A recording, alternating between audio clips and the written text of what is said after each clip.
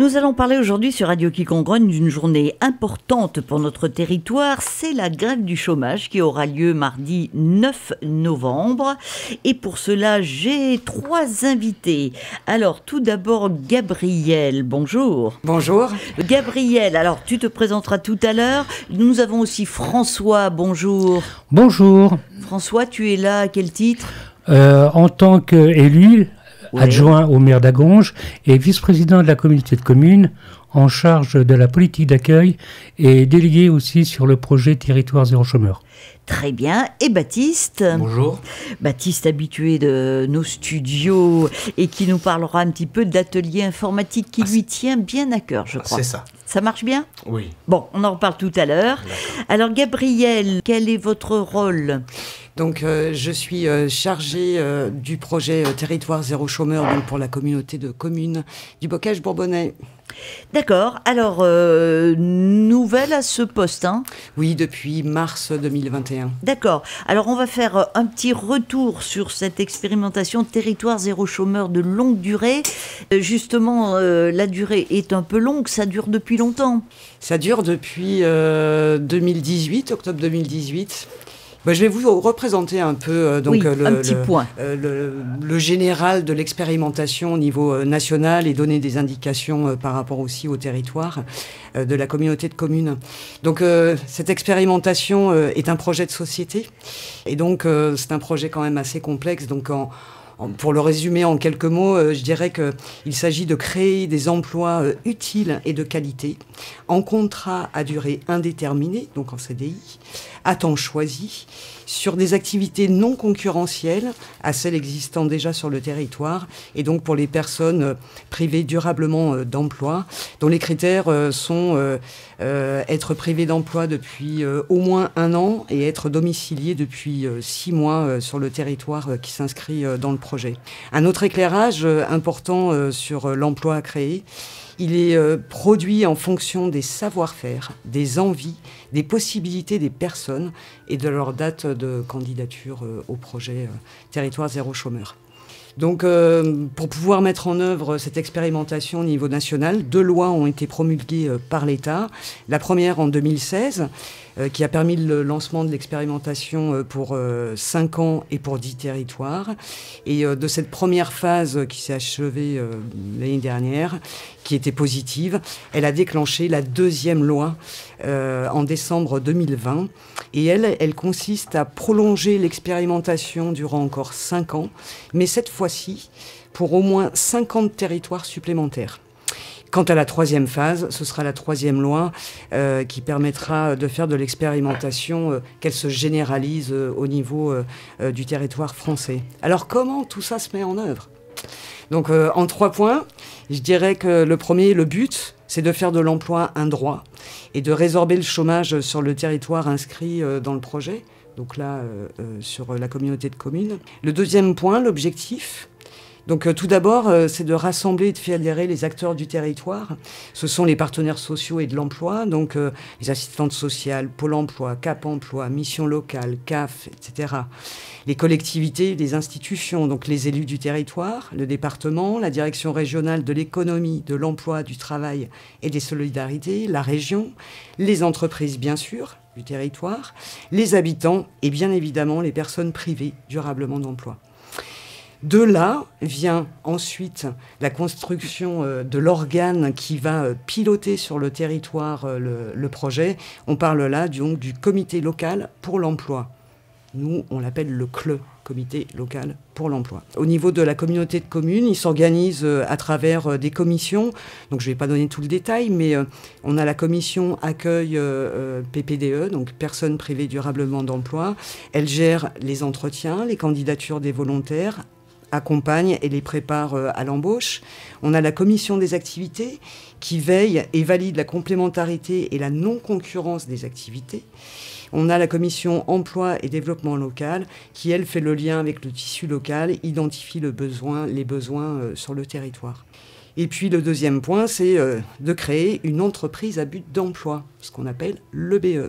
C'est elle qui va mettre en place les activités complémentaires et non concurrentielles et embauche les personnes. Sur l'embauche, on peut dire que tout ne se résume pas à l'embauche au sein de l'entreprise à but d'emploi. Des personnes peuvent bien évidemment être employées par les entreprises locales. Et là, c'est là aussi que le comité local à l'emploi œuvre dans ce sens. Et enfin, le troisième point, comme je l'ai dit tout à l'heure, la deuxième loi prolonge l'expérimentation. Elle l'ouvre à 50 territoires. Et chaque territoire engagé doit déposer un dossier de candidature auprès des instances nationales. Une fois la candidature validée, le territoire est habilité à poursuivre l'expérimentation, ouvrir l'entreprise à but d'emploi, bénéficier des aides de l'État et des collectivités dédiées à la création d'emplois. Et donc, concernant la communauté de communes du Bocage Bourbonnais, le dossier de candidature est en cours de formalisation et sera déposé début 2022. D'accord, donc on en parle depuis plusieurs années. On a déjà fait pas mal d'émissions autour de ce projet Territoire zéro chômeur de longue durée. Mais voilà, ça traîne un petit peu au niveau de l'État. Je suppose qu'il y a eu bien d'autres problèmes à régler ces derniers temps, mais quand même, quel est ton avis, François, en tant qu'élu ? Alors, en tant qu'élu, ce projet est quand même très important dans la mesure où il va engager pas mal de personnes. Je pense notamment aux personnes privées d'emploi pour qui c'est vraiment déstabilisant de ne pas se retrouver dans la société. Ce projet va aussi permettre à notre territoire un développement économique non négligeable dans la mesure où les emplois créés vont correspondre à des besoins exprimés mais non pourvus et des besoins qui peuvent aller soit sur du domaine marchand, soit sur du domaine du service, enfin des choses dont les habitants du territoire sont demandeurs. Et c'est pour ça que, pour être au plus près du terrain, la communauté de communes a mis en place une association qui s'appelle Commun, qui vient donc en appui pour être l'intermédiaire entre ce qu'on va dire la partie administrative d'un dossier tel que le projet Territoire zéro chômeur et les personnes privées d'emploi et les entreprises et les bénévoles. Cette association qui donc fédère toutes les personnes qui sont intéressées par ce projet a été mise en place il y a déjà 1 an et demi et les différentes partenaires se réunissent régulièrement, je vais pratiquement dire deux fois par mois, pour mettre en place des ateliers et voir tout ce qui est possible de faire pour faire connaître ce projet. Alors actuellement, nous avons 5 ateliers qui sont en route. L'atelier informatique, l'atelier espace vert, l'atelier livre, l'atelier transport et l'atelier bois. Alors ces ateliers réunissent plusieurs personnes. On a eu la chance d'avoir à notre disposition un local. Pour ne pas le citer, c'est la maison du gardien du plan d'eau de Vieur qui permet maintenant de nous retrouver beaucoup plus facilement et de s'approprier un lieu où se passe beaucoup de choses. Alors quand je dis ça se passe beaucoup de choses, c'est ni plus ni moins que des réunions, mais aussi de l'entretien et puis des moments bien conviviaux pour se retrouver.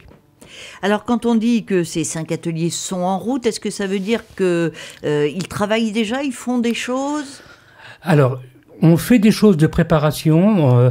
L'atelier livre a été présent lors de la dernière brocante à Bussière-les-Mines. Elle sera aussi présente dans d'autres manifestations. Et puis, petit à petit, on a eu la chance de pouvoir récupérer du matériel. Mais je laisserai Baptiste en parler sur son atelier. Et puis, on est en train aussi de mettre en place une organisation et de s'approprier les besoins du territoire pour les différents ateliers. Voilà, donc tout est prêt, quoi, en résumé. Tout est prêt. Il ne manque plus que... l'autorisation, la validation, que les décideurs gouvernementaux donnent le feu vert. On compte aussi, bien évidemment, sur le soutien du département. Enfin, bon, mais on y croit et on est dans les starting blocks. Il faut y croire. Donc, ça a été accepté, le fait qu'il y ait 50 départements concernés, 50 projets, pardon. 50 territoires, projets, oui. Mais on ne sait pas lesquels encore. On ne sait pas lesquels, non. Alors, effectivement, il faut d'abord que ces 50 territoires aient déposé leur dossier de candidature. Alors, peut-être qu'il n'y en aura que 40, mais qu'il y en aura peut-être 200, et c'est là où on a intérêt à monter un dossier correctement, quoi. Ce que je peux quand même ajouter, c'est que les 50 territoires, c'est un plafond. Donc ça peut aller bien au-delà. Et les territoires qui souhaitent s'engager peuvent le faire pendant les 3 ans à venir, quoi qu'il en soit. Voilà, il ne faut pas hésiter parce que si ça marche, et puis on a vu au cours des différentes émissions qu'il y a des endroits où ça marche très très bien. Tout à fait. Donc il n'y a pas de raison. Alors petit exemple de ces ateliers, c'est Baptiste avec l'atelier informatique. Comment ça se passe ? Alors ça se passe pas mal. Bon, malheureusement, comme beaucoup de gens, on a eu les problèmes du Covid, on va dire, qui nous ont mis un coup d'arrêt, Bien sûr. Et qui nous ont compliqué certaines choses. Donc on a continué à faire de la récupération d'ordinateurs, à inventorier les pièces détachées. On a eu l'occasion de reconditionner quelques PC portables, quelques tours qui sont déjà fonctionnels. On a aussi, comme l'atelier bois a pu faire, on commence à travailler entre guillemets en interne parce que d'un atelier à l'autre, on peut avoir des besoins qui se retrouvent. Par exemple, l'atelier livre a eu besoin que l'atelier bois lui fasse des étagères. Ouais. Nous, on va aussi avoir besoin pour les pièces détachées. L'atelier informatique a justement aidé l'atelier livre à se former pour pouvoir inventorier ses livres. Voilà, on essaye avant même d'avoir besoin d'emmener ses activités à l'extérieur, il y a déjà beaucoup de choses qu'il y a besoin de partager entre les différents ateliers. Nous, par exemple, là, au niveau de l'informatique, notre prochaine action, ça va être de donner un PC, au moins un PC à chaque atelier selon leurs besoins. Et voilà, c'est vraiment là, aujourd'hui, on est vraiment, au niveau des ateliers, on expérimente, on prépare. Et ce qu'on arrive vraiment à effectuer, c'est ce qu'on fait en interne entre les différents ateliers.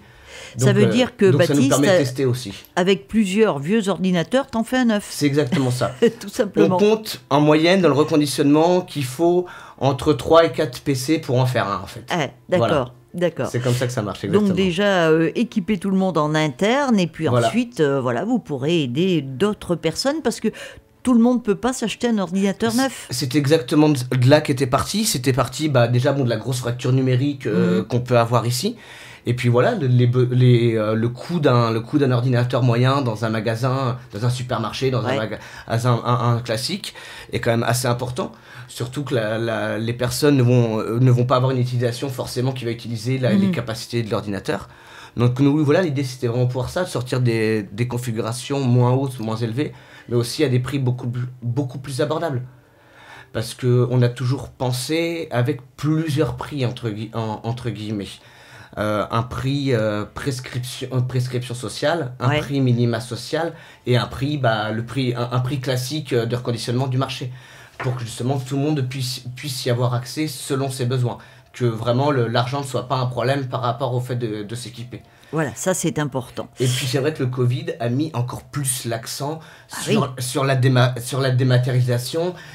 Par exemple, on a prêté quelques PC pour l'école à la maison, par exemple, parce que il y avait des gens, soit il y avait qu'un PC pour une famille de 5 ou 6 personnes, ou alors qu'ils n'avaient pas du tout de PC à la maison. Donc on a eu quelques étudiants qui étaient dans ce cas-là, qui n'avaient pas les moyens de faire autrement, donc on a prêté quelques PC pour ça. Et puis il y a de plus en plus les réunions, il y avait déjà tout l'administratif qui est dématérialisé, mais là avec ça, beaucoup de réunions, beaucoup de choses se font en dématérialisé, donc c'est un besoin qui est de plus en plus important. Et tout simplement les contacts familiaux, des fois, parce que les gens étant loin et qu'on ne pouvait pas se déplacer. J'ai mon frère qui est en Hongrie, on se voit à tout casser tous les ans ou tous les 2 ans. Heureusement qu'il y a ça pour réduire un peu la distance. Et c'est vrai qu'il y a beaucoup de gens que j'ai formés, des gens d'un certain âge, et c'était pour aller communiquer avec les petits-enfants ou les arrière-petits-enfants qui des fois sont à l'autre bout du monde en fait. C'est important, ou même un peu loin en France. Voilà, des fois même un peu loin, même des fois quelques centaines de kilomètres, ça peut faire une grosse distance, on est d'accord. Voilà, donc très utile. Vous êtes combien dans l'atelier informatique ? Alors, on a été jusqu'à 10, mais on est vraiment 4 ou 5 actifs en permanence. On a été jusqu'à 10, mais bon, il y a des gens qui ont trouvé du travail, il y a des gens... ce qui est bien. Voilà, exactement, tant mieux pour eux. Il y a des gens où leur vie a changé, ou qui ont déménagé, enfin voilà. Mais on a été sur des actions, on a été jusqu'à 10-12, parce que quand on a eu besoin de faire des actions, on avait besoin de main d'œuvre en plus, les gens venaient, donc voilà. On arrive à quand même avoir un atelier qui tourne bien et où les gens se motivent quand il y a besoin. Alors si certaines personnes veulent se rapprocher de ces ateliers, se disent mais pourquoi pas moi, comment ils font, Gabriel ? Eh bien déjà, qu'ils viennent le mardi 9 novembre, donc 2021, au plan d'eau de Vieur, où là on sera ravis de les accueillir.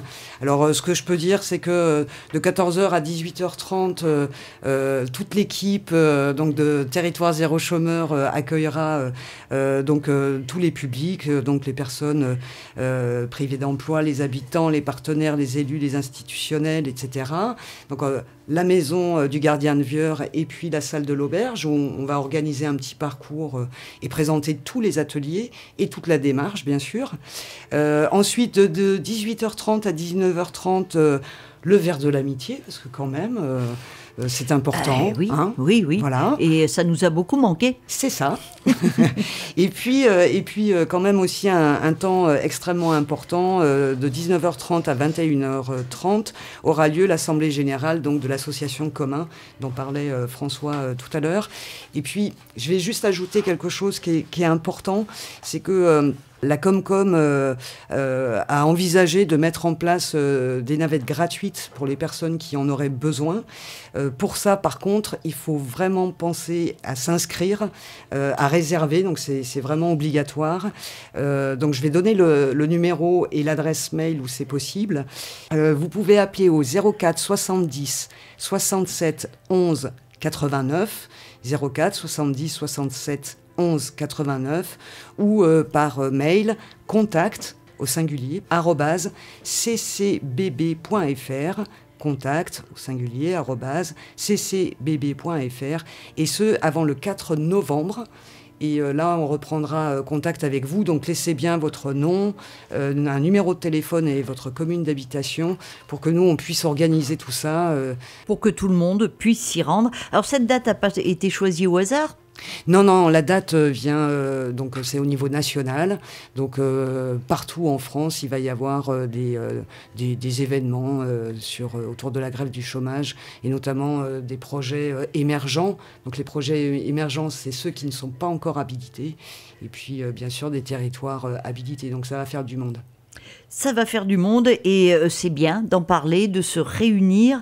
Et s'il y a des gens qui hésitent encore, qui sont au chômage, mais qui n'ont pas encore contacté l'association ou qui sont partis, parce que c'est vrai que toute cette période Covid a éloigné un petit peu les gens. En plus, ça a prolongé ce temps d'attente pour Territoire Zéro Chômeur de longue durée, et certains se sont lassés. Ils peuvent revenir ? Bien sûr. Ah ouais, bien sûr. Ils peuvent vous rejoindre. On en a déjà justement qu'on n'avait pas vu depuis quelques mois, parce que voilà, avec le sentiment d'isolement et tout ça, ou comme vous dites, qui en avaient un petit peu marre d'attendre, et qui sont ou la revenus, peur donc, aussi, la peur pour certains. Oui. Et puis on est quand même dans un projet où il y a des gens qui ont un gros sentiment d'isolement, et c'est vrai que toute cette période a quand même aggravé ça encore plus. Ouais, c'est ça. Aggravé ça encore plus, donc c'est vrai que pour certains, ça n'a pas été simple. Donc allez, ça repart à fond. Hein. À fond. À fond. Rendez-vous le mardi 9 novembre au plan d'eau de Vieur. Donc vous trouverez sans problème, il y aura du monde, donc ils vous montreront. C'est à partir de 14h, c'est ça ? Exactement. Voilà. De 14h à 18h30, et puis l'Assemblée Générale de Commun, où on peut aussi bien sûr se renseigner un petit peu et participer, pourquoi pas, parce que c'est pas seulement pour les chômeurs, pour les élus, ça concerne tout le monde, les habitants aussi, hein. Ça concerne les associations aussi. Voilà, ça concerne vraiment l'ensemble du territoire. Ça peut aider tout le monde. Plus qu'aider, oui. Plus qu'aider, oui. Voilà, donc n'hésitez pas, renseignez-vous sur ce projet, même s'il y a déjà un petit moment qu'il est en route, il n'est jamais trop tard pour bien faire.